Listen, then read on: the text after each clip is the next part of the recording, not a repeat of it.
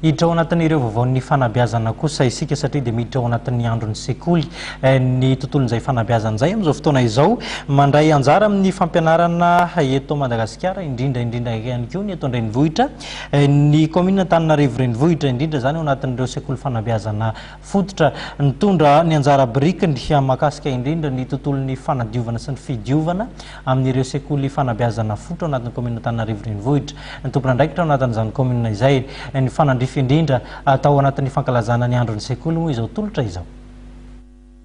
Nandritra ny fankalazana ny andron'ny sekoly androany dia natsiaro ireo mpianatra ambaratonga fototra teo anivon'ny commune Antananarivo renivohitra.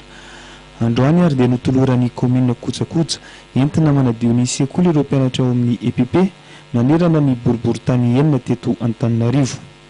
Nanolotra izany tetsy amin'ny EPP Antsahabe izay isan'ireo sekoly nahazo ity fanampiana ity ny lefitra voalohany ben'ny tanàna sy mpiara-miasa aminy akaiky. Anio moa zany ny andron'ny sekoly dia ny commune urbaine Antananarivo dia manao an'izay lancement officiel ny andron'ny sekoly zay. Ny sekoly ao ny zanakitsika mianakavy no ampianarina voalohany indrindra. Ao zany tokony mafy dia mafy ny programme na éducation civique. Zay no amplisianay an'ireto zanakitsika reto ana DW. Mana DW amin'ny ampaly sy ny safoka, na ménage ny ampaly, na ménage ny safoka. Ary mino marimarina fa mbola amin'ny andro manaraka mbola betsaka no atao amin'reto sekoly reto na tokotany fotsiny ary fa zay l'éducation civique zay zany no marqué l'androany.